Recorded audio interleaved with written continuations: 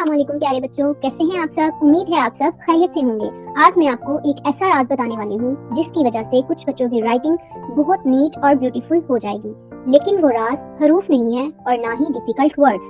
अगर आप ये वीडियो लास्ट तक देखेंगे तो आपको उस टेक्निक की समझ आ जाएगी जिससे आपकी राइटिंग ऑटोमेटिकली इंप्रूव होने लगती है। आज हमारी राइटिंग की फर्स्ट क्लास है और आज हम कोई भी मुश्किल लेसन नहीं करेंगे, ना कोई लॉन्ग वर्ड्स, ना कोई हार्ड अल्फाबेट्स, बल्कि हम वो प्रैक्टिस करेंगे जो स्ट्रॉन्ग फाउंडेशन बनाती है।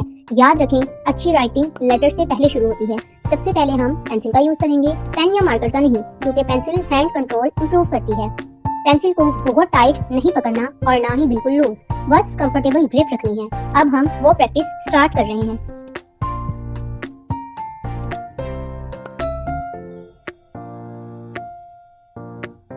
सबसे पहले हम स्ट्रेट लाइन बनाएंगे, जैसे अलिफ लिखा जाता है, सेम अलिफ हम स्ट्रेट लाइंस यानी कि अलिफ लिखेंगे। ये हैंड कंट्रोल और फोकस सिखाती हैं। स्पीड इम्पोर्टेंट नहीं है, क्लैरिटी इम्पोर्टेंट है। अब आपने स्ट्रेट लाइंस रोज की फॉर्म में लगानी है। पहले हमने स्ट्रेट लाइंस कॉलम्स की फॉर्म में लगाई थी, अब रोज की फॉर्म में लगाएंगे।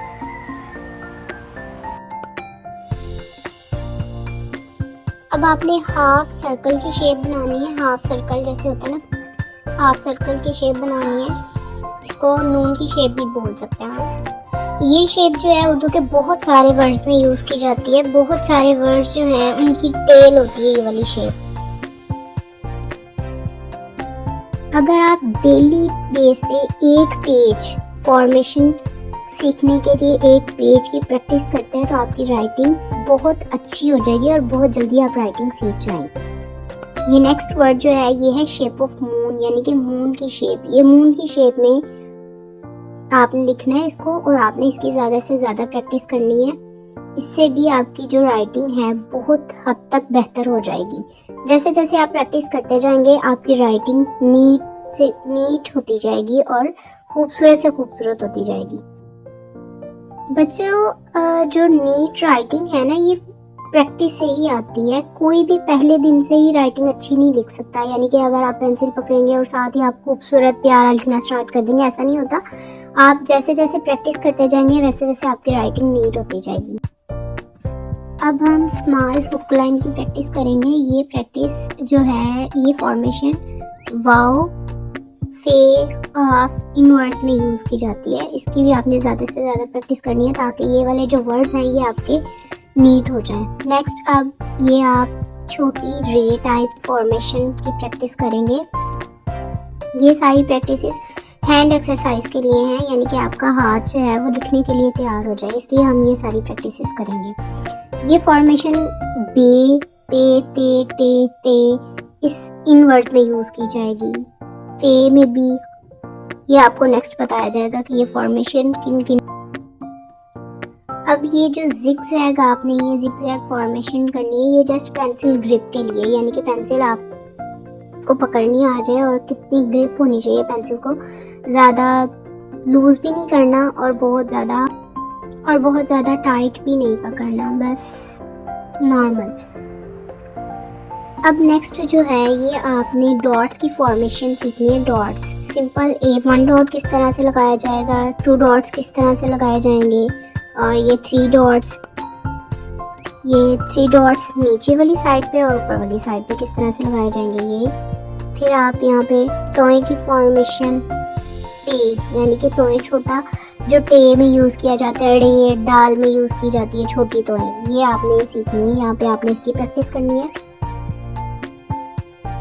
अब यहाँ पे आपने प्रैक्टिस करनी है हे, जो कि है बड़ी है के नीचे एक छोटी सी हुक होती है वो। अब इसकी आपने ज़्यादा से ज़्यादा प्रैक्टिस करनी है क्योंकि ये बहुत सारे वर्ड्स में यूज़ की जाती है। बहुत सारे वर्ड्स ऐसे हैं जो इसके बगैर नामुकम्मल है, तो इसकी भी प्रैक्टिस आपने अच्छे से करनी है। ये जो नेक्स्ट वर्ड है ये है उर्दू वाला दो। इसकी आपने बहुत ज़्यादा प्रैक्टिस करनी है।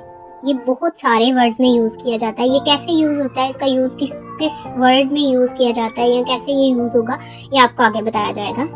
और अगर ये सारी टिप्स, ये जितनी भी टिप्स आपको बताई गई हैं, अगर इन टिप्स का आप एक एक पेज जो है प्रैक्टिस के तौर पे कर लेते हैं तो आपकी राइटिंग बहुत प्यारी हो जाएगी, बहुत नीट एंड क्लीन। अब ये जो वर्ड हम राइट कर रहे हैं ये है उर्दू गिनती वाला 3। इसको भी देख के आप समझ तो गए ही होंगे कि ये किस तरीके से लिखा जा रहा है और किस तरह से आप इसका यूज़ करेंगे और किस वर्ड में ये यूज़ किया जाता है। अब ये जो हम नेक्स्ट वर्ड लिखने जा रहे हैं ये 4 की शेप में है, बट इसको थोड़ा सा आपने टेढ़ा करके लिखना है। इसकी भी आपने ज़्यादा से ज़्यादा प्रैक्टिस करनी है।